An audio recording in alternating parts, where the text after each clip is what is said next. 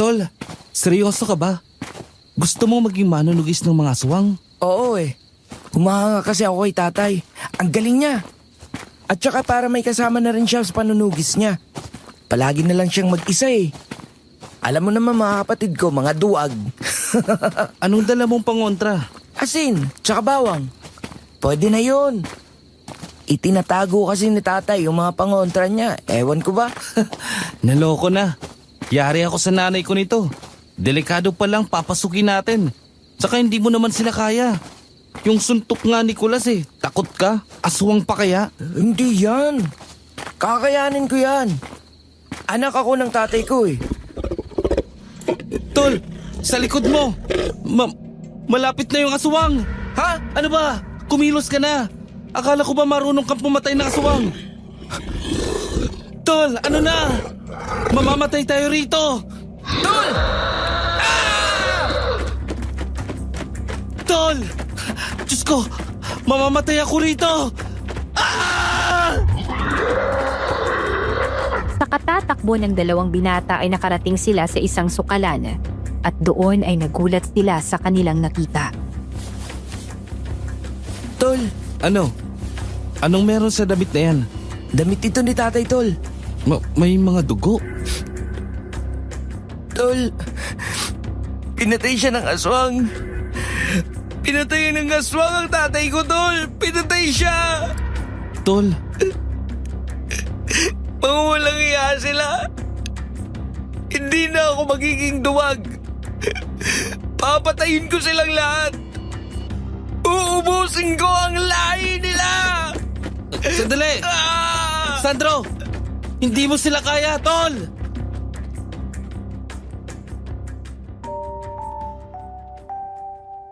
Magandang araw po, Miss Ligaya. Itago niyo na lang po ko sa pangalang Mia. 35 years old at may-ari ng isang kainan dito sa lugar namin. Taong 2010 naganap ang aking istorya. At noong mga panahong yun, kahit moderno na ang pag-iisip ng mga tao, hindi pa rin ganon kalawak ang awareness tungkol sa mental health disorder. At ako po ay nagkaroon ng post-traumatic stress disorder at kasabay nito ang pagkawala ng aking alaala. Ang kwentong ibabahagi ko ay hindi lamang patungkol sa pakikipaglaban ko sa aking mental na kondisyon. Ito ay patungkol din sa madilim at nakakakilabot na likas ng tao at aswang. Opo, gaya ng ibang sender sa channel na ito, isa rin ako sa nagpapatotoo na may aswang. Madalas lang talaga na hindi sila napag-uusapan kasi nakatira sila sa liblib na lugar at masyado silang patago kung gumawa ng hakbang para mambiktima. At karamihan sa mga yon ay hindi na natagpuan ng katawan na lumikha ng sari-saring haka-haka tungkol sa kanilang pagkawala. Ako po ay may ipagtatapat sa inyo. Ako po ay nasangkot sa isang malagim at masamang gawain. Minsan nga naiisip ko, mas mabuti na lang sanang hindi na bumalik yung aking alaala para madali na lang ibaon sa hukay ang lahat. Pero kailangan ko kasing mamuhay sa katotohanan at tanggapin ang realidad. Napili kong baguhin ang pangalan ng mga taong sangkot at lugar kung saan naganap ang pangyayari para hindi na lumikha ng ingay at kuryosidad sa mga makakapakinig. Ang pagkakahawig ng mga to sa totoong buhay ay nagkataon lamang at hindi sinasadya. Sisimulan ko ang kwento nung panahong nakikitira pa lang ako sa kaibigan kong si Ella. Dahil kinupkop ako ng kanyang pamilya. Taong 2010, kung saan ako nasa 2nd taon pa lang ng kolehiyo at kumukuha ng kursong culinary arts na may kinalaman sa pagluluto. Bilang parte ng culminating activity ng university na pinapasukan ko, nagkaroon ng cooking competition at kabilang ako dito at ang pinsan kong si Ella. Pero bago magsimula ang programa, nagkaroon ng problema.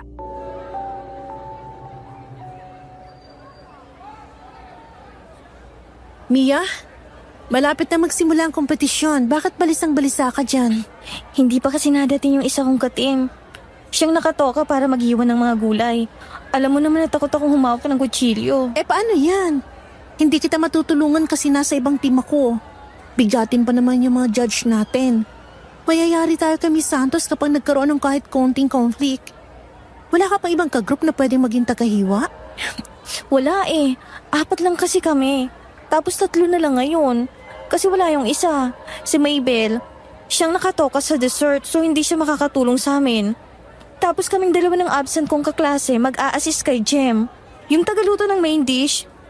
Taga-abot lang sana ako at saka tagapag-ayos ng plating eh. Kaso ngayon, ako na rin ang matutoka sa paghihiwa ng mga ingredients. Mia, huwag ka kasi magpadala sa takot mo.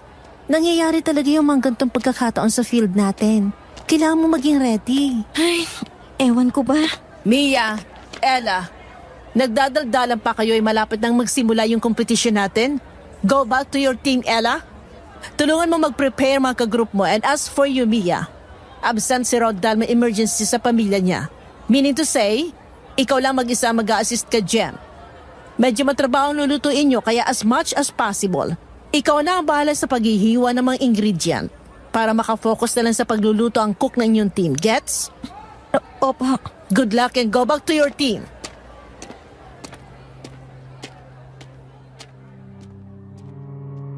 Panay ang kabog ng aking dibdib nang bumalik ako sa aming station.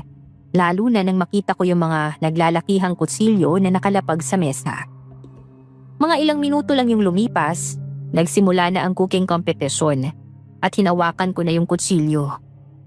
Nangangata lang aking kamay at halos hindi ko ito maiangat hanggang sa napansin na ako ni Mrs. Santos at lumapit ito sa akin.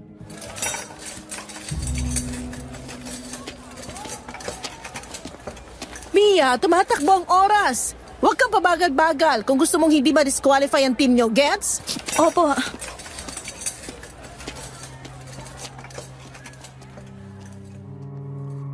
Mabilis na umalis si Miss Santos at pumunta sa kabilang team. Ako naman ay napatingin sa cook namin at parang gusto kong humingi ng tulong. Abala siya sa paglalagay ng harina sa manok na ipiprito kaya for sure, di na niya ako matutulungan. Dahan-dahan kong hinawakan ng kutsilyo at nagsimula ng maghiwa ng sibuyas. Pero dahil sa sobrang taranta, nahiwa ang aking daliri at umagos ang dugo mula dito.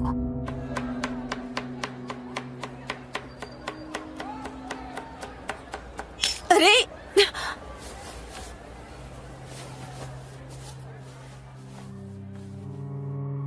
Lalo akong nakaramdam ng takot nang makitang umaagos ang dugo sa aking kamay. Pinapawisan na ako ng malamig. Kasabay nito ang maliwanag na lugar ay tila nagdilim. Dahil sa aking diwa ay may nakita akong mansa ng dugo sa damit. Pero hindi kompleto ang detalye. Hindi ko alam kung saan nanggaling ang mga yon. Pinilit kong makaalala. Pero hindi ko kaya. Hanggang sa...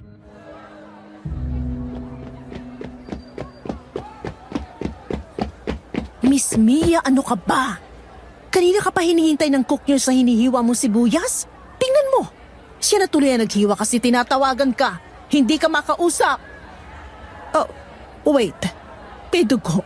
Nahiwa ka? Miss Santos, I'm sorry. Magugas ka na lang ng kamay at pagkatapos, ituloy mo ng ginagawa mo, Mia. Ganyan talaga sa cooking field. Hindi maiwasan ang masugatan. Dapat kaya mong mag-work under pressure. Bumawi ka. Miss Santos, I'm sorry. Hindi ko kaya. Mia, bakit ka tumatakbo? You're not allowed to go outside during competition. Mia! Mia!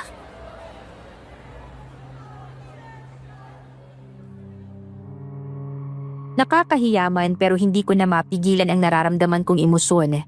Kaya napatakbo ko nang wala sa oras. Akala ko, kapag pumasok ako sa culinary arts, makakaya kong i-overcome ang takot ko sa dugo at kutsilyo. Pero hirap na hirap pa rin ako.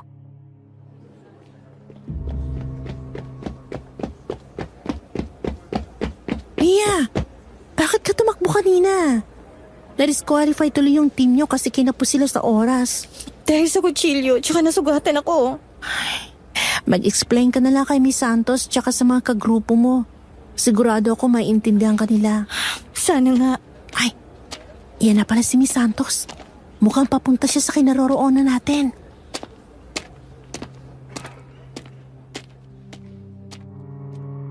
Kinabahan ako pagkarinig pa lamang sa maingay na takong ng aming advisor. Paglingon ko ay bumungad na agad sa akin ang nakataas nitong kilay.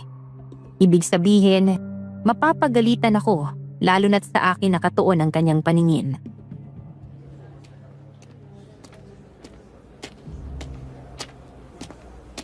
Good afternoon po, Miss Santos. Good job, Ella. Malaki ang potensyal na manalo ang inyong team. Hindi na ako magugulat kapag tinawag kayo sa stage sa darating na awarding ceremony. Thank you po, ma'am. At ikaw, Mia? Ano ba talagang reason mo kung bakit ka nag-culinary? Gusto ko pong magluto. Common reason, pero bakit takot ka sa kutsilyo? Nakakaya ka kanina sa mga judges. Hindi namin alam kung anong sasabihin kasi mas lalo kang kahiya-hiya kapag sinabi namin na takot ka sa kutsilyo. I'm sorry po, ma'am. Alam mo ba na ang kutsilyo ay isa sa mahalagang kagamitan sa kusina? Meaning to say, hindi to pwede mawala. Kasi kung wala ang kutsilyo, anong gagamitin mo? Kaya ba ng hipin mo na maghiwa ng matigas na karne at gulay? Hindi po. I know you, Mia. Sa umpisa pa lang ng class natin parang may trauma ka sa kutsilyo. And I'm sure, there's a reason behind it. Pero you must remember na hindi mo to pwedeng gamiting excuse pagdating sa pagluluto. Kung gusto mo talaga maging magaling na chef, you need to face your fear. Understand? Yes po.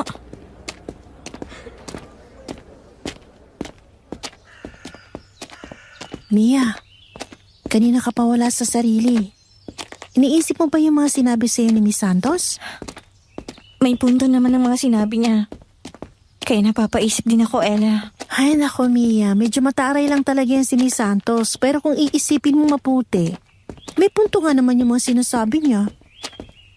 Kung gusto mong maging magaling na chef, you need to face your fear. Understand? Ikaw talaga. Ginaya mo pang boses ni Miss Santos. Pero tama siya, Mia. You need to face your fear talaga. Di lang sa pagluluto, kundi sa lahat ng bagay. Pero feeling ko, hindi lang ito tungkol sa kutsilyo. Kasi alam mo ba, nung wala pa ako dito sa bahay nyo, kasama ko pa si Lola. Hindi naman ako dati ganito. Wala akong trauma sa kutsilyo. Baka nga. Ella, bakit nyo nga pala ako kinupkop? Ang natatandaan ko kasi, namatay si Lola tapos dumating sa bahay sina Mama at Tio Andres. Hindi ko alam kung paano ako napunta sa inyo. Wala akong maalala. Ganito kasi yun, Mia.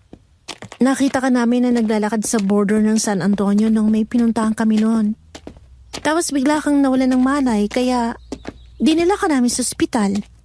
Na-dehydrate ka raw, sabi ng doktor. Teka, San Antonio? Doon niyo ako nakita? Oo. Pasensya na, nadulas ako Baka bigla ka matrigger. Hindi, okay lang. Sabi nga ni Miss Santos, kailangan kong harapin ang takot ko. Sa tingin ko kasi, baka may kinalaman ng lugar ng San Antonio sa mga ilang peraso ng alaala na pumapasok sa isip ko. Kapag natitrigger ako, baka dito makompleto yung mga detalye. And after nun, dun ko haharapin kung ano man yung kinatatakot ko. Kasi alam mo ba, kapag nakakakita ko ng dugo at kutsilyo, may nakikita akong ilang nakakatakot na tagpo sa isip ko. Yung sobrang kulang at hindi ko alam kung akin ba talaga mga alaala yun. Anong gusto mong gawin? Samahan mo ko sa San Antonio. Magstay tayo doon ng 1 hanggang 2 araw. Hindi ba sem break natin simula bukas? Tamang-tama, walang pasok. Baka sakaling doon ko makuha ang sagot sa mga tanong ko. Baka pag pumunta ako doon, bumalik ang alaala ko. Mia, seryoso ka pa? Ayoko sa lugar na yun. Nakakatakot. Tsaka parang wala daw masyadong nakatiri. Masyadong liblib ang lugar na yun. Kung ayaw mo, edi ako na lang. Ituro mo na lang sa akin kung saan yung San Antonio. Hays, alam mo naman na hindi kita pinag-iisa sa mga ganyang bagay. Ikaw talaga. Kung hindi ka talaga papaawat, edi go na natin. Samahan kita. Talaga? Wow, thank you, Ella. Ikaw talagang pinaka-the best na kaibigan ko sa buong mundo.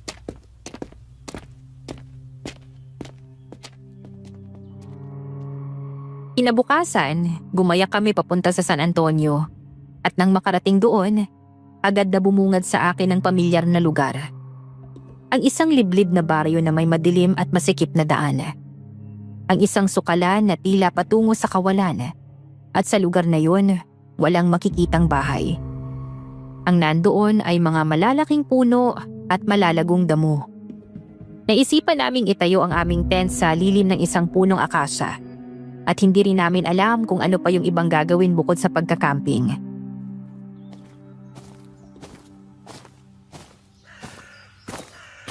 Ano? Bumalik na bang alaala mo? Nandito na tayo. Ella, hindi naman ganun kadali yun. Pinipilit ko ang alalahanin kung bakit dito niyo ako nakita pero sumasakit lang ang ulo ko. Wala talaga akong maalala. Mia, tandaan mo na 1 week lang ang sem break natin at pagkatapos nun, Hell Week na naman kasi babalik na tayo sa school at bawal umabsent eh. Paano kung after 1 week wala ka pa rin maalala? Dayaan na natin. Wala talaga eh. Hindi ko rin alam kung ano pang dapat kong gawin bukod sa pumunta rito. Pero alam mo ba, pamilyar nga ang lugar na to. Parang tumira ako rito ng sandaling panahon. Okay, ang gawin na lang natin, i-enjoy na lang ang ganda ng view sa lugar na to. Kasi nakikita mo ba yung ilog sa di kalayuan? May lalaking kahit sa malayo eh. Halatang muscle pala ang ulap na. Yan ka na naman sa kakatihan mo, Bes. Tingnan mo kasi, baka mamaya magtitili ka dyan.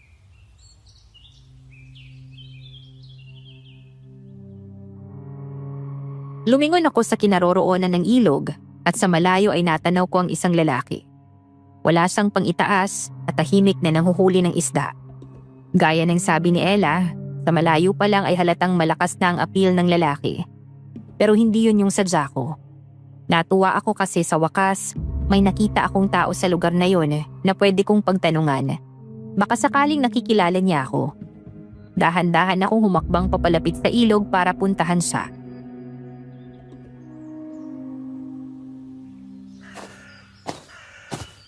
Tingnan mo nga naman ang best friend ko, dalaga na talaga oh. Siya naman pala itong sugod agad kapag nakakita ng gwapo. Ay wait lang, pasama ako! Hoy! Hindi pwede ikaw na makikinabang!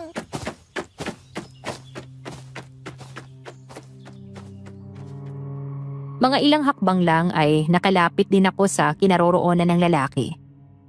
Pero sa di inaasahang pagkakataon,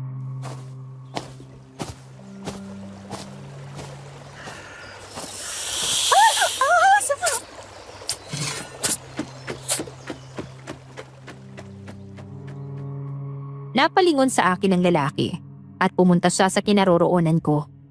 Hinugot niya ang itak na nakasabit sa kanyang bewang at pinagtataga ang ulo ng ahas. Dahil sa sobrang pagkagulat ay muntik na akong mag-collapse. Pero nang akmang matutumba na ako ay agad akong sinalo ng lalaki. Nang maramdaman ko yung init ng kanyang katawan, nakaramdam din ako ng kakaibang comfort, lalo na nung matitigan ko ang kanyang mata. May itsura siya, pero ang mas nakakaakit, ang comforting vibes niya. Napabitaw ako dahil bigla akong natauhan.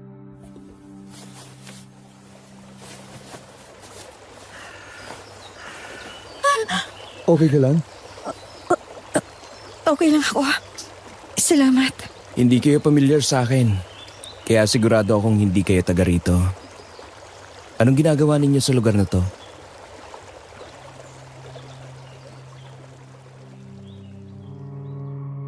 Sa pagkakataong yun, hindi ko na naisip pa ang magtanong sa kanya dahil kumpirmadong hindi niya ako kilala.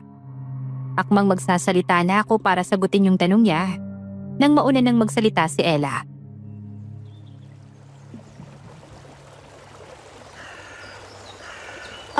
Nandito kami para makakita ng pogi. Ay, para mag-camping?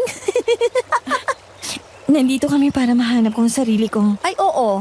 Hindi niya kasi alam kung saan niya naitabi.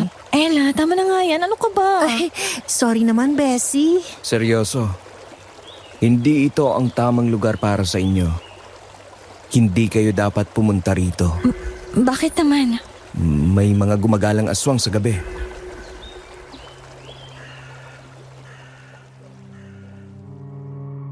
Sa hindi maintindihang dahilan, naniwala ako sa sinabi ng lalaki. Para kasing totoo at naka-encounter na rin ako ng aswang. Pero hindi ko maalala kung kailan at paano. Kinagabihan, tinabihan ko si Ella na itiklop na namin yung tent dahil hindi kami doon matutulog. Aalis na kami sa lugar na yon. Matapos mailagay ang mga dala naming gamit sa kotse, sinimulan na naming magbiyahe paalis. Si Ella ang nagmamaneho.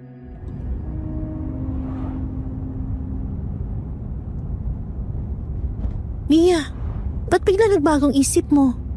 Dahil sa sinabi ng lalaki na may aswang daw sa lugar na to? Oo. Hindi rin kasi magandang pakiramdam ko. Kanina ko pa nararamdaman na parang may mga matang nakatingin sa atin. At saka ewan ko pero parang ang bigat ng energy dito. For sure, dito rin nagsimula yung trauma mo, Mia. Kaya ganun ang nararamdaman mo. Pero kung alisin tayo ngayon, babalik pa ba tayo? Siguro every other day na lang tayo bumalik. Tuwing weekend. O walang pasok, ganun. Tsaka next time na pupunta tayo rito, hindi na tayo magpapaabot ng gabi. I'm sorry. Hindi ko agad naisip yun. Pwede nga palang dumalaw-dalaw na lang dito. Kau kasi. Kung magbabago rin naman ang isip mo, pwede naman kaninang hapon. Pero ang tagal mong nakatulala sa ilog. Sinusubukan kong iproseso sa isip ko. Baka sakaling may maalala ako. Pero wala pa rin. Nahihirapan pa rin ako. Wala akong ibang napifeel kundi negative emotion. And alam mo ba? May part sa utak ko na parang ayaw din na maalalang bagay na yon. Parang kinakalaban ko ang sarili ko.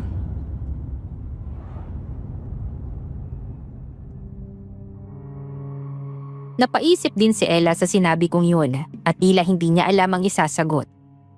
Samantala, masyadong mahaba ang makitid na daan sa San Antonio kaya hindi kami agad makalabas sa lugar na yun. Hanggang sa may natanaw akong anino ng isang nilalang na nadaanan namin.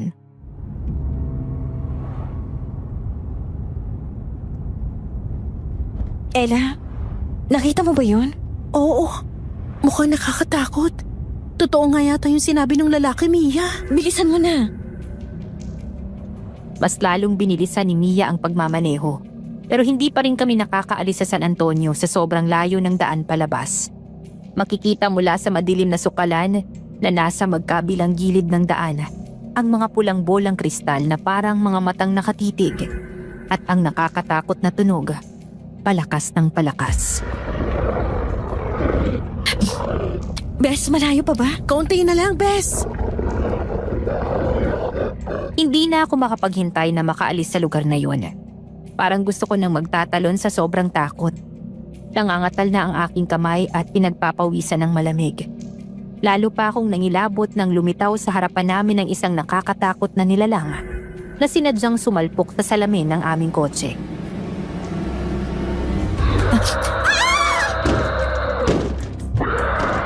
Gamit ang matalim nitong kuko, pilit niyang binubutasan ang salamin ng kotse.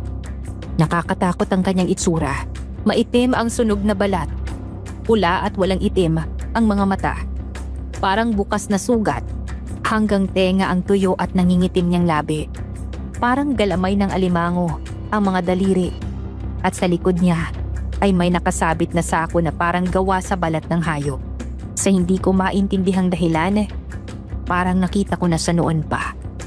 Hindi ko lang maalala. Bes, make sure na nakalagay ang seatbelt sa katawan mo, ha? At kumapit ka rin ng maghigpit.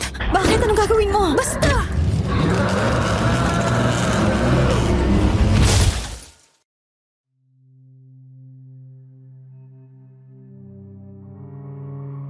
Nagulat ako nang malakas na inapakan ni Ella ang pedal ng kotse.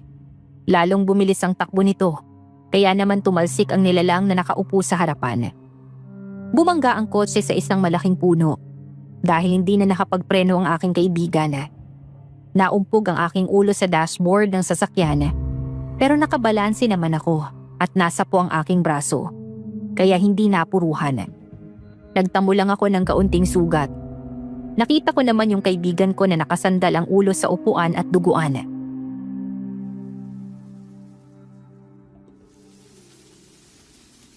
Bes, umalis ka na rito. Hindi mo pwede makita ang dugo sa ulo ko. Baka matrigger ka na naman. Ayoko mahirapan ka. Hindi. Hindi kita iiwan. Parang marami pa sila rito kaya alis tayo ng sabay.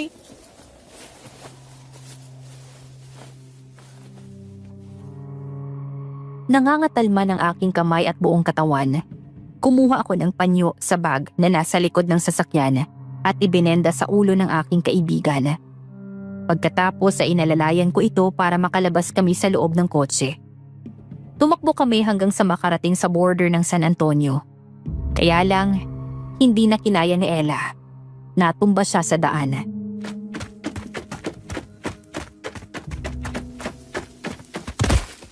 Ella, kumapit ka sa akin. Kapag nakaalis tayo rito, dadali na kita sa ospital para magamot yung ulo mo. Bes, hindi ko na kaya. Ano? Nahihilo ako. Kung ganun kumapit ka sa likod ko, kakargahin na kita. Hindi, dumakbo ka na. Nararamdaman ko sa likod at sa harap natin. May paparating na aswang. Nararamdaman ko mula sa lupa ang mga yapak nila. Ano ba, Bes? Hindi kita pwedeng iwan. Isinama kita rito kaya dapat parehas tayong uuwi ng buo. Bes, ikaw ang dapat umuwi ng buo. Ano ba? Huwag kang magsalita ng ganyan. Uuwi tayong magkasama, okay? Bes, andyan na sila. Nilingon ko ang magkabilang daan at parehas kong nakita ang figura ng aswang. Papalapit ng papalapit. Pilit kong inaangat si Ella sa kanyang pagkakatumba. Pero itinitigas niya naman ang kanyang katawan. Bes, ano ba? Tumakbo ka na. Parang awa mo na. Mahihirapan tayo kapag magkasama tayo dahil hindi ko na kayang tumayo. Mamamatay tayo parehas. Bes! Umalis ka na! Umalis ka na! Kahit nangihina ay pilit na itinulak ni Ella ang aking katawan. Hanggang sa tuluyan ng makalapit ang aswang. Mas lalong nilakasan ni Ella ang pagtulak sa akin. Tumakbo na ako sa sukalan na nasa gilid kung saan walang paparating na aswang. At habang nakatalikod na ako, narinig kong nagsalita si Ella. Bes, iligtas mo buhay mo kahit anong mangyari. Huwag ka nalilingon dito. Nakikiusap ako sa'yo.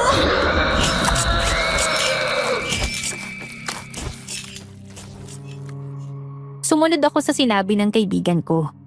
Pero kumirot ng sobra ang puso ko ng mga sandaling yun. Narinig ko na lamang ang malakas na alulong ng aswang at ang sigaw ng aking kaibigan. Wala na akong nagawa kundi ang umiyak habang tumatakbo. At sa awa ng Diyos, wala na akong nakasalubong na aswang. Sa aking kakatakbo ay nakarating ako sa isang kubo. Hinang-hina na ang katawan ko ng mga oras na yon. Kaya kusa na lamang akong bumagsak at ibinuhos ang aking emosyon.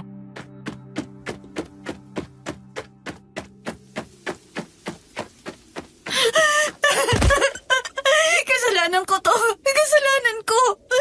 Wala akong nagawa para iligtas ang kaibigan ko. Wala na siya. Wala na siya.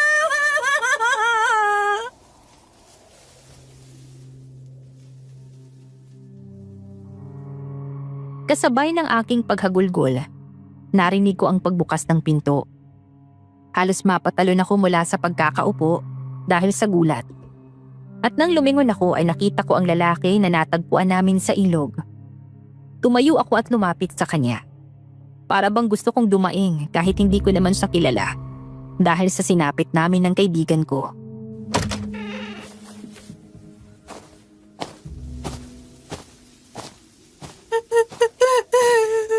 Anong ginagawa mo rito? Yung kaibigan ko, inatake siya ng aswang at wala na siya. Bakit ba kasi hindi pa kayo umalis? Sinabihan ko na kayo kanina. Hindi ko maiwan ang mga kapatid ko sa bahay dahil wala akong mapag-iwanan sa kanila ngayon. Eh di sana. Kasalanan ko. Pinilit ko siyang sumama sa akin dito at ginabi kami dahil sa akin. Kasalanan ko kung bakit wala na siya. Pero ako pa rin ang inisip niya hanggang sa uli.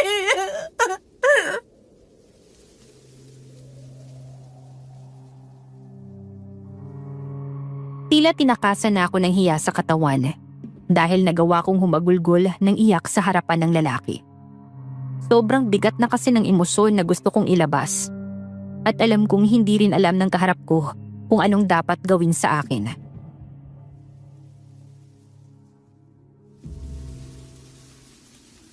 Teka, sumama ka sa akin sa loob. Ikukuha kita ng tubig.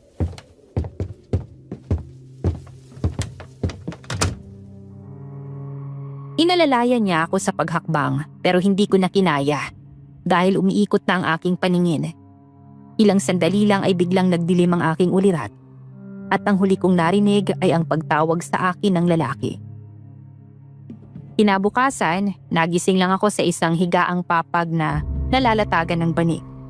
Katabi ko ang dalawang bata na hindi ko kilala at sa ibaba ay may isang dalagita at binatilyo na nakahiga sa karton. Naaalala ko na naman ang nangyari kagabi, kaya hindi ko napigilan ang emosyon ko Kahit may mga katabi akong natutulog pa.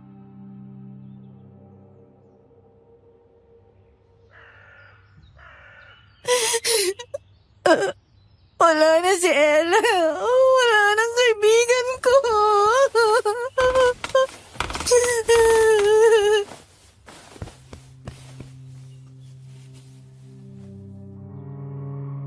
Nagising ang batang babae na katabi ko kaya naman pinunasan ko ang aking luha at ikinalma ang aking sarili. Tumingin ito sa akin na nagtataka.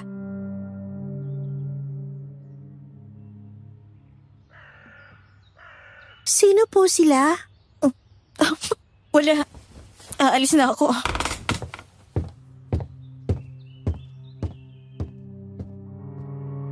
Parang bigla akong nahiya sa tanong ng bata dahil alam ko na napadpad lang naman ako sa kubo na yon. Nagmadali akong tumayo at lumabas ng bahay. Nakita ko yung lalaki na naliligo sa tubig poso at lantad na lantad ang malalaki niyang muscles at abs sa katawan. Para akong saglit na nakatakas sa kalungkutan pagkakita sa kanya. Hindi ko maitatanggi na nakaramdam ako ng atraksyon. Marahil naramdaman niya ang presensya ko kaya tumingin siya sa akin. Ako naman ay umiwas ng tingin. Kinuha niya ang tuwalya at pinunasan ng katawan. Pagkatapos, lumapit siya sa akin.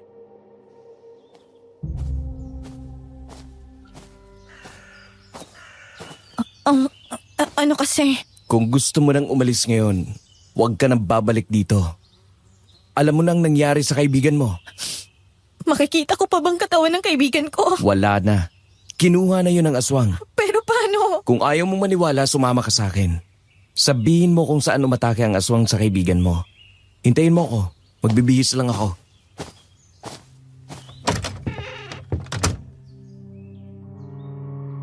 Itinuro ko sa lalaking yun ang lugar kung saan ko huling iniwan si Ella. Wala na nga ang katawan ng kaibigan ko. Ang tanging naabutan namin doon ay ang dugoang panyo na ibinenda ko sa kanyang ulo. Para alalahanin ang huling sandali namin ng kaibigan ko, tinitigan ko ang panyo.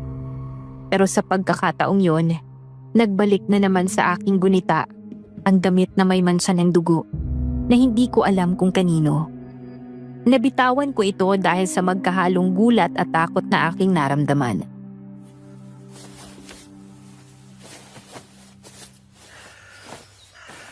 Anong nangyari sa'yo? Yung damit na may mancha ng dugo at kutsilyo, hindi kaya related sila sa isa't isa? Hindi kaya isa rin sa mga kasama ko rito sa San Antonio ang nabiktima ng aswang? Anong sabi mo? Wala. May iba pa bang nakatira dito bukod sa inyo? Oo naman. Masyado lang magkakalayo ang mga bahay dito. Ganun ba? Nandito ka na rin naman sa border ng San Antonio. Lakarin mo na lang ng konti at may makikita kang waiting shed. Pwede ka na maghintay ng sasakyan doon. Wala namang aswang sa araw at hintayin talaga ng sasakyan ang lugar na yon. Kaya pwede ka na mag-isa doon. Hindi na kita masasamahan. Marami pa akong gagawin.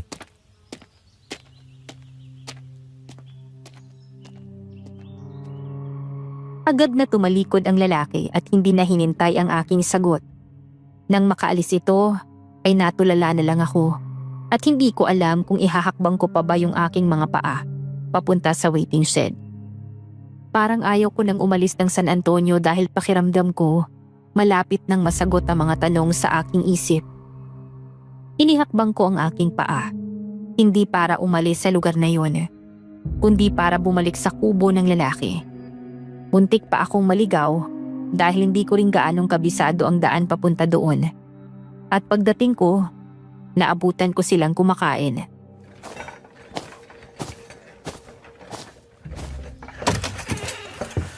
Anong ginagawa mo rito? Akala ko nakaalis ka na. Ikaw lang ang kilala ko rito sa ngayon. Anong kailangan mo sa akin? Gusto ko sanang makituloy sa bahay niyo. Ha? Anong tingin mo sa kubo namin? Bahay bakasyunan? Halos hindi na nga kami magkasya rito. Umuwi ka na. Hindi kami tumatanggap ng dayo. Nagmamakaawa ako. Ayoko pang umalis sa lugar na to. Wala naman ako ibang kakilala rito.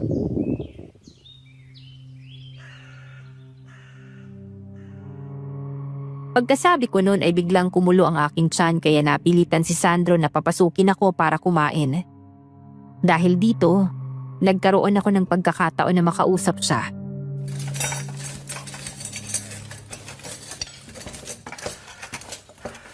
Anong dahilan mo at gusto mo rito sa San Antonio? Wala namang maganda sa lugar na to. Gusto kong makilala pang sarili ko. Ha? Marami namang lugar para mas makilala mo ang sarili mo. Bakit dito pa? Dahil dito na walang alaala ko. Kung gusto mo talaga rito, kailangan mo akong tulungan sa gawain sa bukid. Hindi ka prinsesa na pagsisilbihan namin, kaya makipagtulungan ka.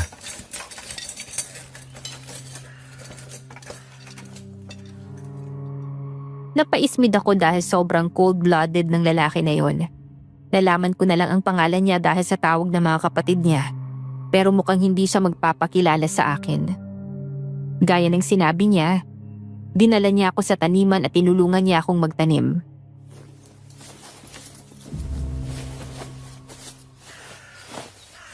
Alam mo, kung gusto mo talagang maging mabilis ang gawain mo, dapat yumuko ka pa ng konti sa paghahagis ng buto sa lupa. Ang sakit na kasi ng likod ko kaya inuunat ko. Kanina pa tayo rito. Ay, ganyan ka pala. Tapos gusto mong tumira dito. Matuto kang makibagay. Eto na, yuyuko na oh. Hoy tol, ay saglit lang. Nobya mo? Hindi. Bakit mo kasama yan? Kaibigan niya ako. Wow! Tonton nga pala. Mia na lang. Ang gandang pangalan. Tunog Tagabayan. Ano bang sadya mo, Tonton? May ginagawa kami rito, nag-aabala ka. Meron akong masama at mabuting balita. Ang masamang balita, 2 dayo na naman ang nawawala dahil sa aswang. Ang magandang balita, nalaman ni Kapitan na tayo yung masipag na manunugis sa baryo natin. Gusto niya tayong bigyan ng premyo. Hindi ako interesado sa premyo na yan. Sa'yo na lang yan. Alam mo namang ginagawa ko lang ito para maubos ang mga aswang na yon at maprotektahan ko ang mga kapatid ko. Sayang din yun. Makakatulong din yun sa mga kapatid mo eh. Sa akin, pang-iinom ko lang yun. Maitanong ko lang pala. Ano yung manunugis? Kailangan mo pa talagang alamin? Manunugis. Sila yung nanghuhuli ng aswang sa gabi tapos pinapatay nila. Marami kasing aswang dito sa lugar na to.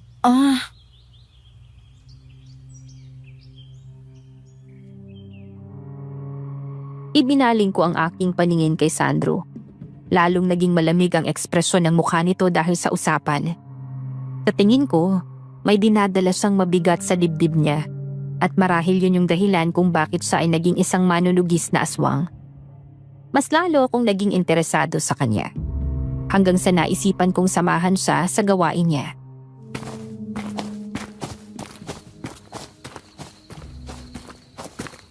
Dito ko hinahabilin ang mga kapatid ko tuwing gabi. Sa lola kong albularya. Alam kong ligtas sila dito.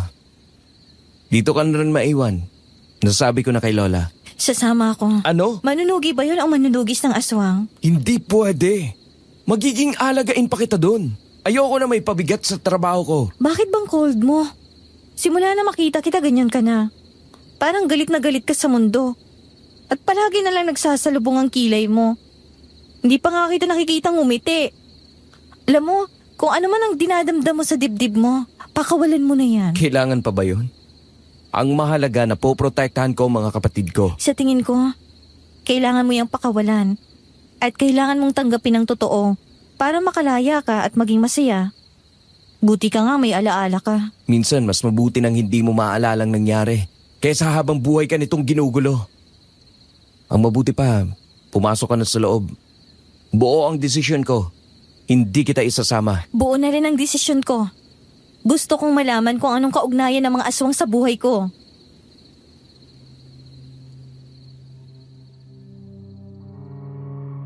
Wala nang nagawa si Sandro dahil masyado akong mapilit. Pumunta kami sa isang napakasukal na lugar at wala halos maaninag sa sobrang dilim. Ang tanging nagbibigay tanglaw ay ang liwanag ng dala naming gasera. Sa itsura pa lang ng paligid, nakakapangilabot na dahil parang dito talaga pumupunta ang mga aswang dahil walang makakakitang tao.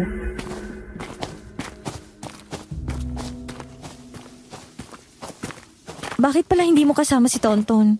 Di ba dalawa kayong manunugis? Kapag magkasama kami, mapapabayaan namin ang ibang lugar. Kagaya kagabi, dahil magdamag akong nagbantay sa mga kapatid ko, hindi ko kayo napuntahan. Grabe naman ang mga aswang na yun. Parang trabaho na nilang mandukot ng tao tuwing gabi. Isinisilid nila sa sako ang kanilang mga biktima.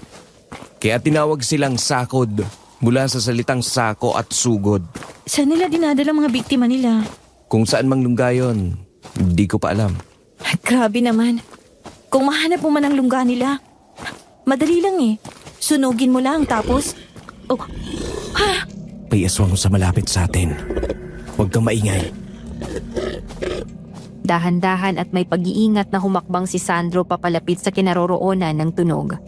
Mula sa di kalayuan, natanaw namin ang aswang na bitbit ang walang buhay na lalaki at isinilid sa kanyang sako. Inilabas ni Sandro ang isang uling at inihagi sa daraanan ng aswang. Para saan yun? Para hindi makaalis ang aswang sa kinatatayuan niya, may kakayahan itong hadlangan ang kanilang galaw at higupin ang kanilang lakas. Kapag hindi na siya makagalaw, susugod na ako doon at iiwan ko na to sa'yo. Ano to? Itak na binindisyonan at niritwalan ng taong marunong sa itim na mahika. Pagkatapos ay ibinibilad sa araw tuwing Biyernes Santo. Hindi na makakapanlaban ang aswang kapag tinusok mo niya ng kanyang katawan. Pero galingan mo ang paggalaw dahil magaling silang umilag. Pero hindi ako marunong. Hindi na inintindi ni Sandro ang sinabi ko dahil sumugod na ito sa aswang. Ako naman ay naiwang nangangatal ang mga kamay, hawak ang itak, at nararamdaman ko na naman ang matinding takot sa aking puso. Ilang sandali pa ay naramdaman kong may kumapit sa aking paa. At paglingon ko,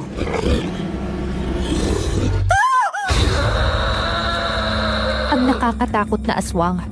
Nakangiti ito na halos lumampas na sa tenga ang kanyang bibig. At may tumutulong malapot na likidong kulay itim sa kanyang bunganga. Tuluyan na niyang hinila ang aking paa at mapuwersa akong ibinagsak sa lupa. Napahiyaw ako dahil sa sakit ng katawan. Umibabaw siya sa akin at tumulo sa aking dibdib ang malapot na laway. Pagkatapos ay sinakal niya ang aking leeg. Pagawalan mo ako! Halos sumabog ang aking dibdib sa sobrang takot. Ang nakakatakot at nakakakilabot na nilalang ay nasa aking ibabaw. Habang sinasakal niya ako ay biglang may tagpong nagpakita sa aking diwa. Ang aswang na ito ay nakita ko na noon. Dumaan sila sa isang lagusan at may dala silang sako. Winawakwak nila ang katawan ng biktima at kinakain ng ilang lamang loob. Gayunpaman, hanggang doon lang ang naalala ko. At kahit anong pilit ay hindi ko na alam yung iba. Lalo pang hinigpitan ng nilalang ang pagkakasakal sa akin. Pagawalan mo ako! Napapikit na lang ako at inihanda ang sarili ko sa kamatayan. Pero sa isang iglap, biglang bumagsak sa katawan ko ang aswanga. At pagkatapos ay nakita ko si Sandro.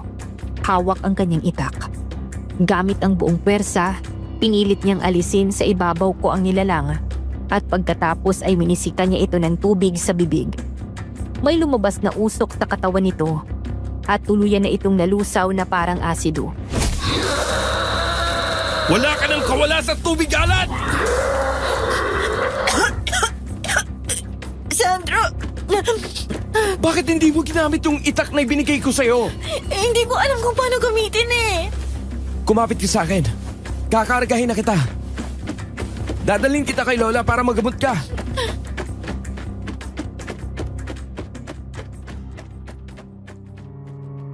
Agad akong sumunod kay Sandro. Tinulungan niya akong makabangon sa kinarga. Iniwan niya ako sa lola niya para ipagamot at bumalik na siya sa panunugis. Kinabukasan, binalikan niya kami at mas maayos na ang pakiramdam ko. Kaya naman isinama na niya ako pabalik sa kubo.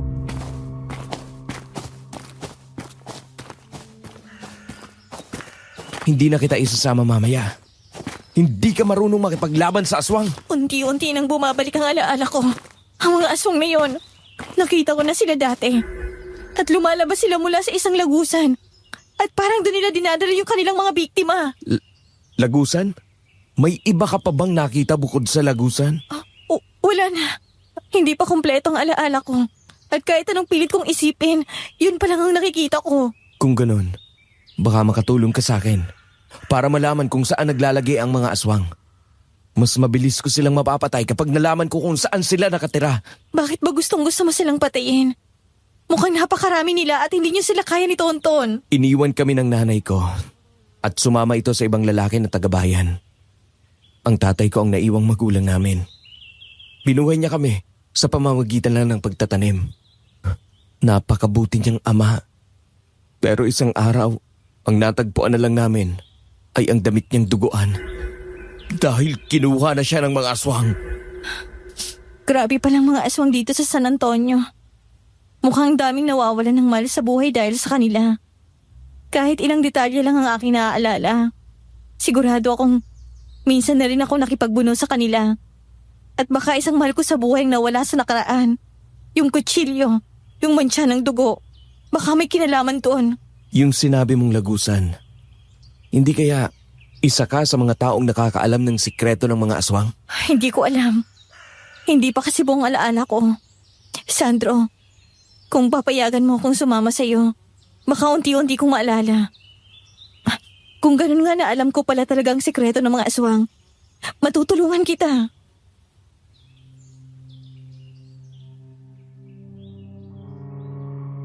Nakaramdam ng pag-asa si Sandro sa sinabi kong yun. Nang mga sumunod na gabi, pumayag na siyang sumama ako sa kanya sa panunugis ng aswang. Sinabi ko sa kanyang hindi ko kayang humawak ng patalim, kaya naman buntot pagi yung ibibigay niya sa akin. Sa pagkakataong yun, Miss Ligaya, nagkalapit ang loob namin ni Sandro. At pakiramdam ko, nahulog na ako sa kanya.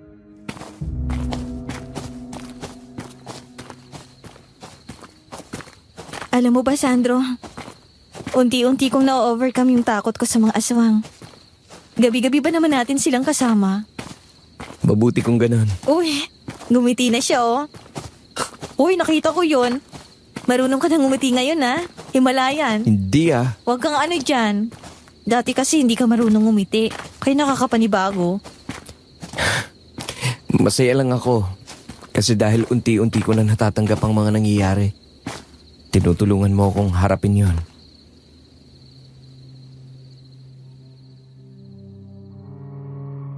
Pagkasabi noon, napatigil kami sa paghakbang dahil napatitig sa akin si Sandro. Biglang lumakas ang tibok ng aking puso. Yung tingin niya kasi parang sinasabi niya na may nararamdaman din siya sa akin. Kaya lang nabasag yung katahimikan nang makita naming humahango si Tonton papalapit sa amin. Hingal na hingal ito at parang maibabalitang hindi maganda.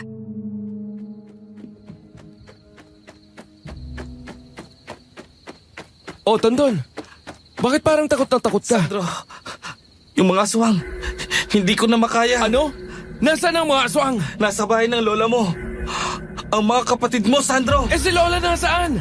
Marunong yun lumaban sa aswang. Wala ang lola mo. Wala siya sa bahay.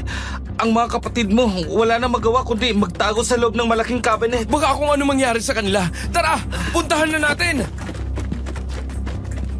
Pagdating sa bahay ng lola ni Sandro, nagkalat ang napakaraming aswang. Ang mga aswang sa labas ay inuuga ang dingding at sa loob, may mga aswang din na nagpapaikot-ikot.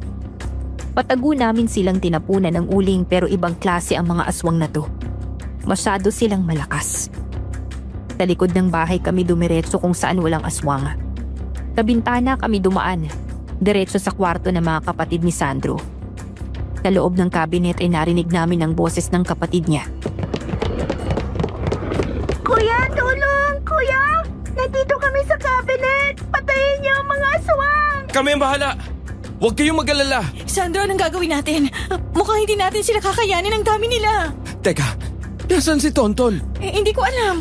Hindi na yata natin siya kasama. Ang lalaking yun talaga. Ganito na lang, Mia.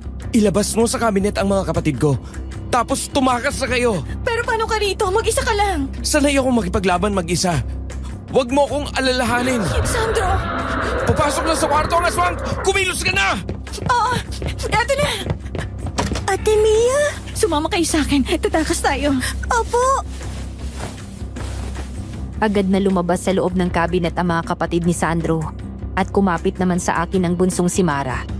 Bago pa man kami makadaan sa bintana, inihagis ni Sandro ang itak sa aking tapat. Sandro, alam mo na hindi ko kayang gamitin yan. Mia, kailangan mong labanan ng takot mo. Hindi sasapat ang buntot pagi para makapatay ng aswang na masasalubong ninyo sa daan. Sandro! Mia, lumabas na kayo. Baka mapahamak ang mga kapatid ko. Kuya!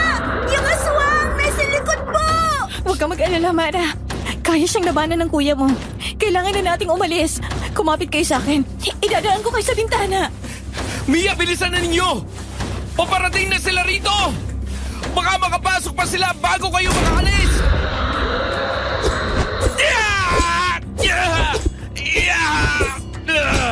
Mara, bilisan mo ng pag-akyat! Ikaw nang sunod!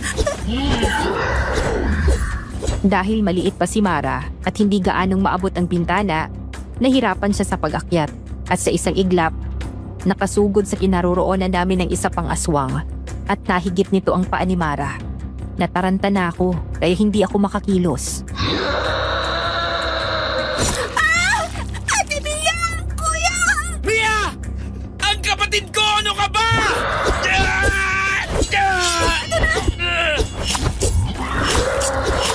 Habang hawak ang itak, tumugod ako sa aswang at pinagtataga ito.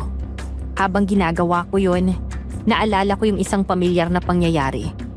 Hawak ko ang isang kutsilyo at meron akong sinasaksak na hindi ko alam kung tao o aswang. Hanggang doon lang yung naaalala ko. Wala nang iba. Natumba yung aswang at nakita kong may bago na naman. Pero nabitawan ko na yung itak. Nangangatal ang aking kamay at parang nawalan ako ng lakas. Mia, ano ba? Nasa loob na lahat ng aswang! Huwag mo bitawan ang itak! Ate Mia! May aswang na rin sa labas! Sa kinaroroonan ng aking mga kapatid! Mia, ano ba? Hindi ko sila kayang lahat! Mia! Huwag kang tumunganga dyan, Mia! Mia! Mia, kumilos ka na dyan! Ano ba? Mia! Mia!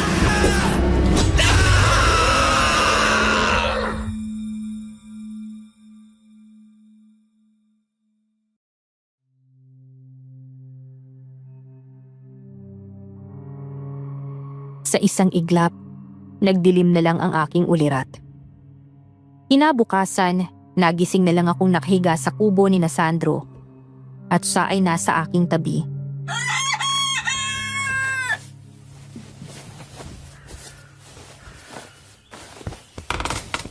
Gising ka na pala. Sandro, I'm sorry kagabi. Nagpadala ako sa takot ko. Kumusta kayo? Okay lang ba kayo ng mga kapatid mo? Okay lang. Nagawan ko ng paraan. Kahit mag-isa lang ako. Sinunog ko ang bahay ni Lola at nakatakas kami ng mga kapatid ko habang karga kita. At mag-uumaga na rin. Kaya wala nang aswang na sumalubong sa atin. Nakauwi tayo ng ligtas.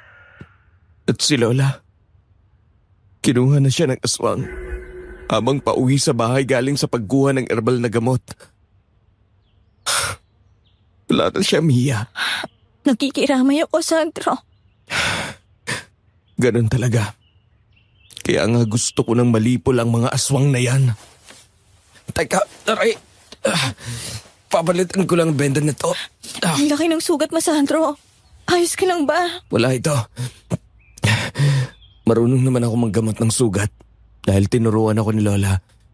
Pero may pupuntahan ako magaling na albularya para humingi sa kanya ng gamot na mabilis magpabahaw. Ipapagamot ko rin si Mara kasi nabalian siya dahil sa pagkakadapa kagabi. Nilalagnat siya ngayon. Sasama ako.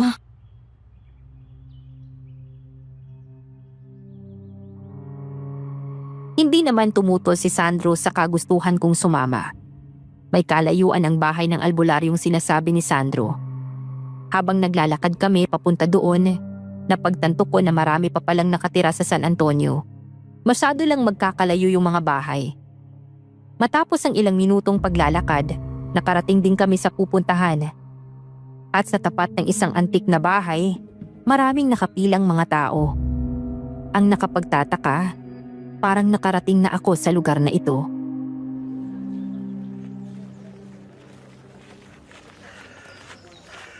Dito na tayo. Ang daming tao, di ba? Magaling kasi yung albularya na sinasabi ko sa'yo eh. Sa totoo lang, kapag hindi kami kayang gamutin ni Lola, sa kanya dinadala. Matulungin din siya sa kapwa. Minsan, hindi siya tumatanggap ng pera kapag walang-wala yung nagpapagamot sa kanya. Yun ang dahilan. Bakit sobrang nire-respeto siya ng mga tao. Sandro, pamilyar sa akin ang lugar na to. Parang napuntahan ko na to dati. At saka parang ang bigat ng pakiramdam ko na hindi ko maipaliwanag. Baka naman nagpagamot ka na rito dati. Hindi ko alam. Nahihirapan pa rin talaga akong maalala ang mga bagay-bagay. Ang mabuti pa, pumila na tayo. Kasi baka mamaya, abutin pa tayo ng hapon dito. Malayong lalakarin natin pabalik. Mahihirapan ang mga kapatid ko. Sandro, pwede bang kayo na lang ng mga kapatid mong pumila? Puntahan ko na lang kayo kapag malapit na kayong gamutin. Para makita ko rin yung sinasabi mong albularya. Bakit ayaw mong pumila? Maglilibot-libot lang ako. Baka sakaling may maalala ako sa lugar na to. Sige, ikaw ang bahala.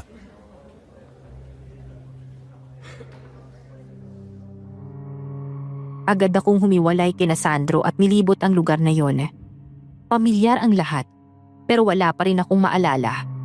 Basta, mabigat sa dibdib. Sa aking paglalakad ay nakarating ako sa likod. Meron doong malawak na taniman at may kakaiba akong napansin.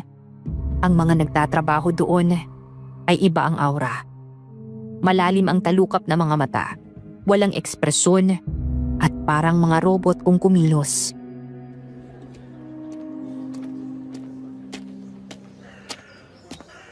Bakit ganun ang itsura nila? Sobrang kakaiba. Ang mga taong yan ay nagiging aswang sa gabi. Kaya hindi ka na dapat bumalik pa rito.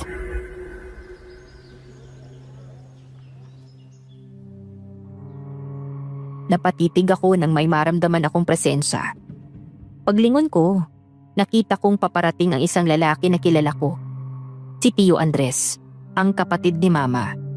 Sa picture ko lang siya nakikita pero pakiramdam ko, may pinagsamahan kaming dalawa.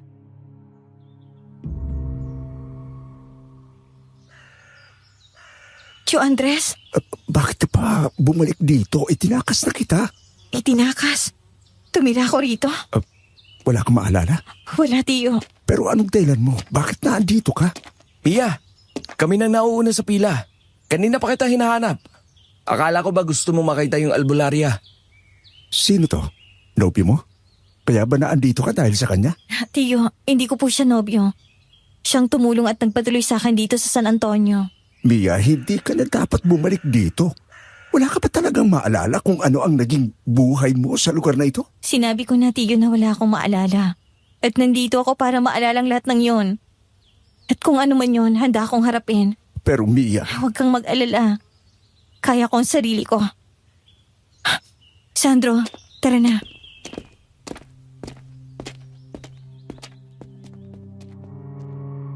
Gusto pang magsalita ni Tio pero hindi ko na siya pinansin. Bumalik na kami sa pila at kami na ang sunod na pasyente. Kaya pumasok na kami sa loob. Kinabahan ako nang makita ko kung sino ang albularya. Ito ay walang iba, kundi ang aking ina. Nagaya ni Tito, sa picture ko lang din nakikita. Pero parang nagkasama na rin kami. At parang hindi maganda ang aming pinagsamahan. Tumayo sa pagkakita sa akin. At maluha-luha yung mga matang lumapit. Pero hindi ako makaramdam ng pagkasabik.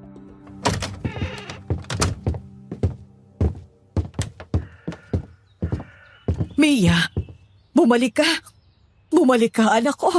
Mama, Mia, ang tagal mong nawala. 5 taon. Saan ka ba pumunta? Sinong mabuting taong kumupkup sa'yo? Teka, anak niyo po pala si Mia? Oo, anak ko siya. Kaisa-isa kong anak.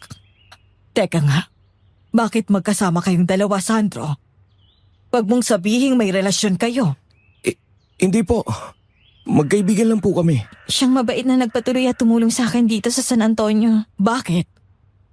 Hindi mo matandaan kung nasan ang bahay natin? Anak, bakit parang hindi ka malang natuwa na nakita mo ulit ang nanay mo? Nagkasama na pala tayo. Oo, anak. Kinuha kita sa lolo mo pagkamatay niya. Wala ka bang naaalala?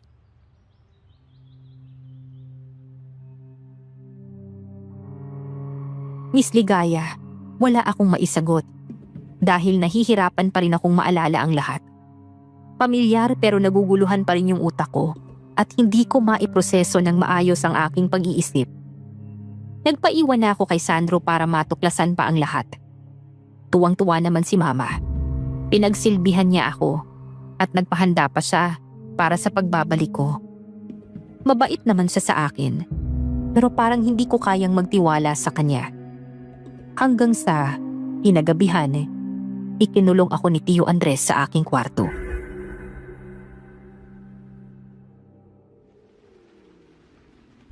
Tio, buksan mong pinto ng kwarto ko.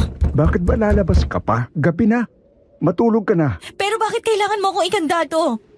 Pwede ko namang isarang pinto dito sa loob. Dahil iniingatan kita. Iniingatan saan? Ano bang itinatago niyo ni Mama? Tio, sumagot ka. Tio!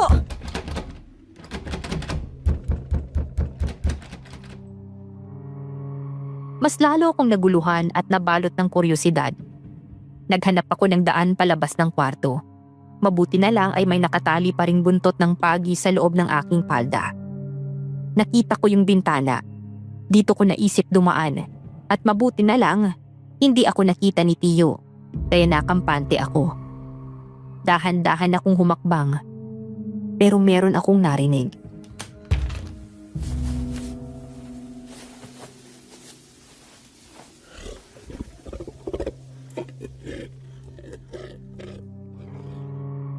Sa di kalayuan, nakita ko ang aswang na isinilid sa sako ang kanyang nabiktima na isang babae.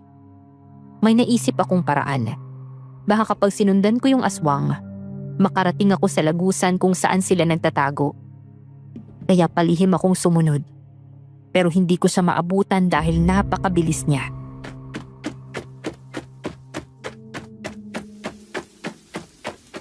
Anong gagawin ko? Napakabilis ng aswang, kaya hindi ko na maabutan. Diyos ko, teka, parang yun si Mama.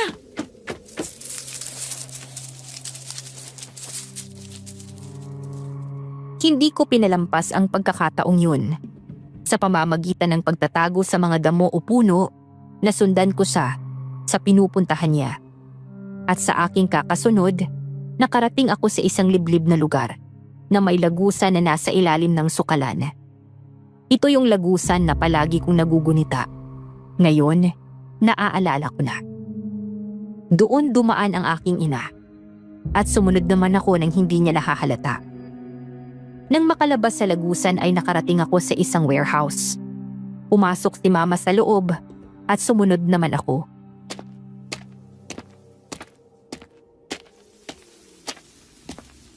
Ito na yun. Malalaman ko na kung anong sikreto nila.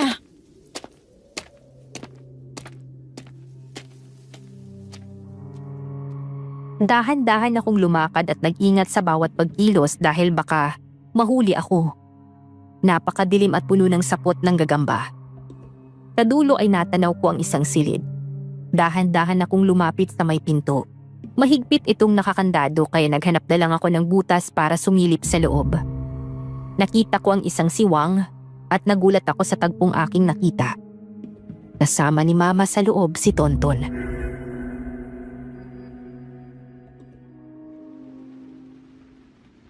Magaling ka, Tonton. Marunong kang tumanaw ng utang na loob. Kaya talagang mapagkakatiwalaan kita. Siyempre, ako pa ba, Aling Emilia? Ikaw ang dahilan kung bakit gumaling ang sakit ng tatay ko. Talagang hindi ako nagkamali sa'yo. Teka, anong ibig sabihin nito? Si Tonton? Kasabot siya ni Mama? Siya nga pala. Yung gagawin nating putahe mamaya. Buhay pa ba? Nandun sa kabilang silid, Aling Emilia. Huwag kayong mag-alala. Hindi ko pa sila tinutuluyan. Pinainom ko lang sila ng pampatulog. Mabuti kung ganon. Nasasabik na ako sa mangyayari mamaya. Para hindi tayo magutom. Yung isang lalaki na kauhuli lang ng aswang ang ating pagsasaluhan. Hindi ko maintindihan ang pinag-uusapan nila kaya patuloy akong nag-obserba. Nakita kong inilabas ni Mama ang laman ng sako at bumungad sa akin ang patay na katawan ng tao. Buong lakas na ipinatong niya yon sa lamesa. Iniwan niya ang braso nito, tsaka parang patay gutom na kinain. Gusto mo bang tikman, Tonton? Hindi na po. Nakita kong winarak ni Mama ang tiyan ng bangkay. Pagkatapos ay walang pakundangang sinalok ang dugo nito gamit ang isang baso. Ininom niya ito na parang wine. Ang lamang loob ay inilagay niya sa isang pinggan at pagkatapos binuksan niya ang isang kulungan at nakita ko doon ang mga aswang. Inilapag niya ang pinggan sa sahig at patay gutom na pinagsaluhan ng mga aswang ang mga yun. Hindi ko na kinaya ang nangyayari. Kaya naman, Grabe! Nakakadiri!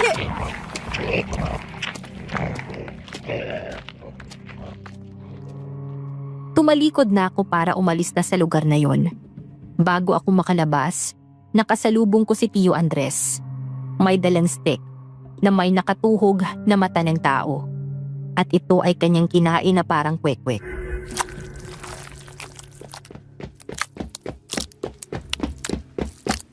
Pati ikaw, Tio! Mia, saglit. Hindi kita sasaktan. Ano pa kasing ginagawa mo rito? Kaya iniiwas kita sa lugar na ito dahil dito. Ngayon, alam mo na ang totoo. Anong dahilan niyo, Tio?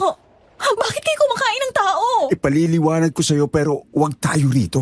Dahil baka mahuli tayo ng mama mo. Doon tayo sa labas.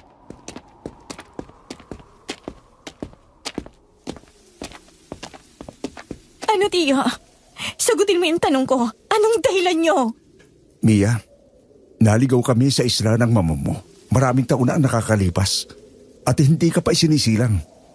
Wala kaming makain kaya nang makita namin ang katawan ng isang tao, naisipan namin itong kainin.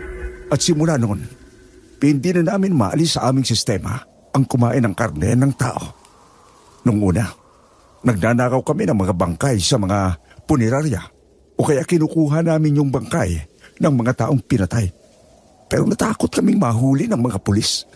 Kaya umisip kami ng ibang paraan. At yung mga aswang, kinasabot niyo ba? May nakilala kami ng mama mo na marunong magbenta ng kaluluwa sa demonyo. Ibinenta ni ate ang kaluluwa at nagkaroon siya ng kakayahang tumawag at magmanipula ng mga aswang. At ikaw, Mia, alam mo ba, noong ipinanganak ka, Ano po? itinakas ka ng iyong ama at ipinalalaga sa iyong lola na nasa malayong lugar. Nalaman ng mama mo na ginawa niya kaya pinatay niya ang iyong ama. Matagal kanyang hinanap at nung malaman niya kung nasaan ka, pinatay niya ang lola mo para makuha ka niya. Hindi totoong na-aksidente si Lola. Pinatay siya ni Mama. Oo. At kung wala kang naalala, ipaliliwanag ko sa iyo. Matapos ka naming dalhin dito sa San Antonio, 5 taon na nakakalipas, nasaksihan mo ang lahat ng nakakatakot na pangyayari. Gaya ng pag-atake ng mga aswang at pagkain namin ng tao. Gusto ng mama mo na maging katulad ka namin at dahil dito,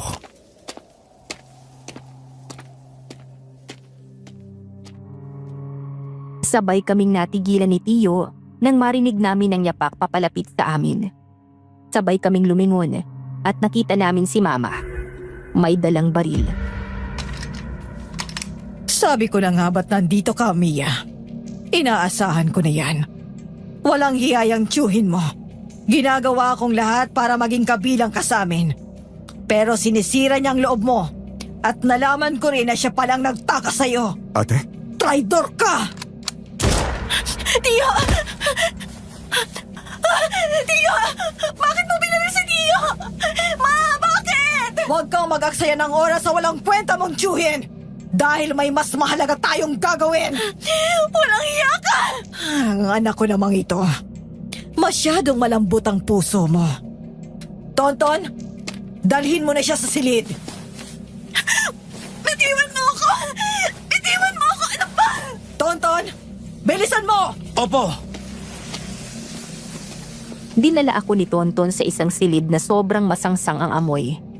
Napapalibutan ito ng mga bungo at buto ng tao. Nandun din yung mga aswang. Lahat sila ay nakamasid sa akin.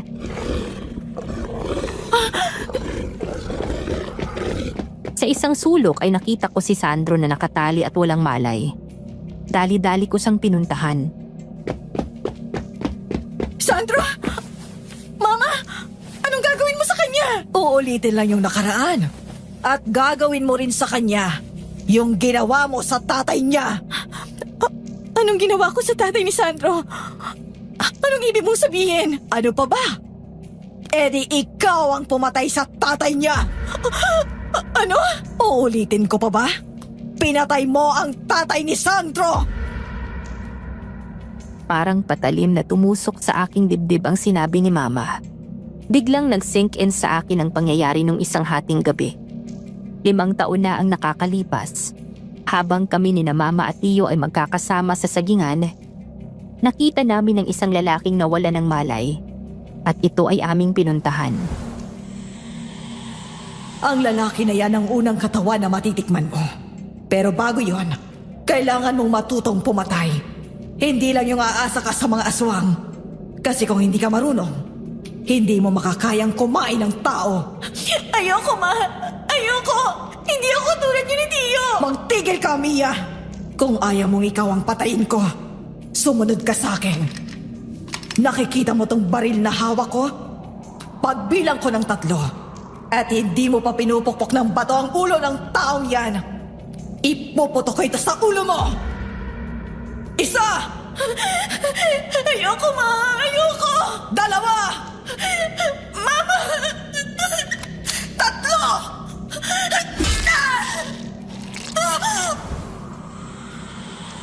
Sa isang iglap, nagtalsikan ang dugo sa aking mukha dahil pinukpok ko ng bato ang ulo ng lalaki. At sunod na iniutos sa akin ni Mama ay wakwakin ang tiyan gamit ang kutsilyo. Makapigil hininga ko itong ginawa, lalo na nung pinakain ni Mama ang lamang loob ng lalaki. Natroma ako dahil sa nangyari at parang binura ng utak ko ang mga alaalang yun dahil sa tindi ng takot na naramdaman ko. Ilang saglit lang ay bumalik na ang utak ko sa kasalukuyan. Hawak ni Mama ang baril at iniabot sa akin. Naalala mo na? Noon, bato at kutsilyong ginamit mo. Subukan mo naman itong baril para bagong karanasan. Walang iya ka, Ma! Walang iya ka! Walang iya ka! Nagtatakbo ko dahil sa sobrang bigat ng emosyon. Pumunta ako sa labas at nagtago sa likod ng puno. Wala akong nagawa kundi ang humagulgol. Hindi ko akalaing nakapatay na pala ako. At ang napatay ko pa, ang tatay ni Sandro.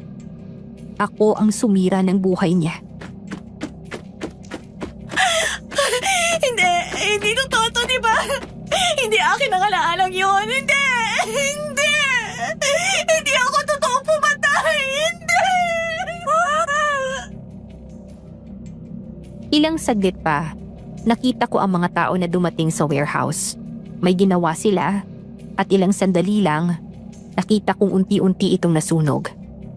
Naaalala kong nasa loob si Sandro kaya tumayo ako para iligtas siya. Pero hindi pa ako nakakarating doon. Papatayin kita! Alam kong ikaw ang anak ni Mila. Hindi ko na nabutan ng nanay mo kasi sumabog na yung warehouse. Nahuli ako ng dating. Bakit kasi ngayon ko lang nahanap ang lugar ni Mila? Ikaw na lang ang gagantihan ko at hindi na kita bubuhayin pa.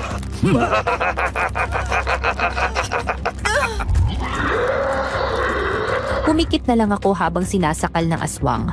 Handa na akong mamatay ng mga sandaling yun dahil hindi ko nagugustuhing mabuhay sa sobrang konsensya. Ilang saglit pa, may narinig akong malakas na paghampas.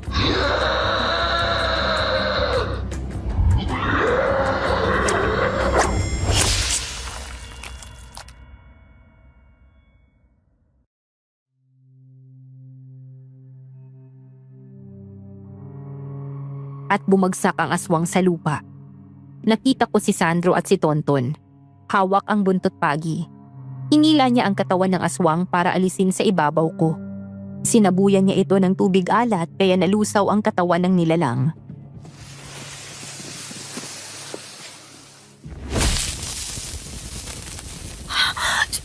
Sandro, buhay ka? Bakit mo kasama si Tonton? Traitor yan! Ako? Traidor? Ang tawag doon, diskarte. Hindi trader si Tonton, Mia. Ang totoo niyan, mag-isa lang siyang gumawa ng paraan. At kanina niya lang sinabi sa akin ang plano niya. Nag-espiya si Tonton kay Emilia para malaman niya kung saan mismo naglalagay ang mga aswang. Pero bakit ipapahamak niyang buhay mo? Kanina, inutusan pala ni Aling Emilia si Tonton. Nadalhin ako sa warehouse at nagdulog-dulugan ako para ako mismo ay mangalap ng impormasyon. Bago kami pumunta rito, nagpatulong kami sa mga magagaling na manunugis ng aswang na nasa kabilang baryo pa. Kaso medyo nahuli sila nagdating. Paano kayo nakaligtas? May alam na shortcut si Tonton at doon kami lumabas. Naiwan ang mama mo na nasusunog sa loob kasama ang mga aswang. Saka hindi ako traidor. Kagabi, pinatay ko yung mga aswang sa labas ng bahay ng lola ni Sandro. Nung nakita ko na kaya na naman ng kaibigan ko ang mga aswang sa loob, umalis na ako kasi ang laki na ng sugat ko. Ito oh, sinabi ko nga to kay Sandro kanina. Salamat, Sandro. Tonton. Dahil marami kayong buhay na nailigtas. Dahil wala na si Mama at ang mga aswang. Pero hindi niyo na dapat ako iniligtas. Pinatay ko ang tatay mo, Sandro. At walang kapatawaran ang ginawa kong kasalanan. Kanina, habang nagtutulog-tulugan ako sa loob, narinig ko ang pag-uusap ni Aling Emilia at Tonton. Sinabi niya kung paano kanya minanipula para patayin mo ang tatay ko. Hindi mo kasalanan ng nangyari, Mia. Sa kamay mo man namatay si tatay, hindi mo naman yun ginusto. At ang trauma na yon ang dahilan kung bakit tila pinilit burahin ang utak mo ang tungkol doon. Sandro, I'm sorry. Patawarin mo ako. Hindi ko talaga yun ginusto. Patawarin mo ng sarili mo. Ano nga yung sabi mo sa akin noon? Kailangan mong tanggapin ang totoo para makalaya ka at maging masaya. Ang nanay mo ang totoong salarin sa mga nangyari. Biktima lamang tayo.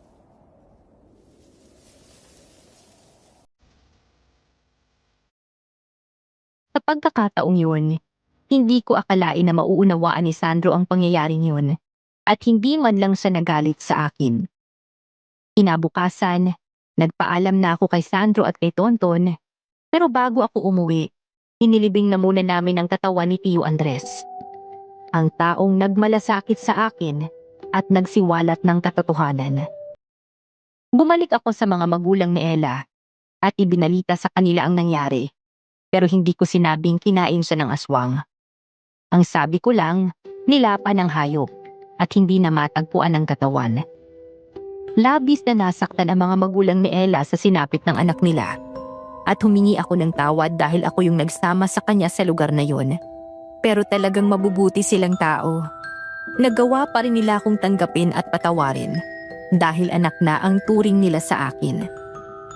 Samantala, nagpa-consult ako sa doktor dahil nahihirapan pa rin ako sa trauma na aking naranasan. Ang sabi ng psychiatrist, ako ay nagkaroon ng post-traumatic stress disorder. Isang mental condition na nararanasan ng isang tao pagkatapos makaranas ng traumatic na pangyayari.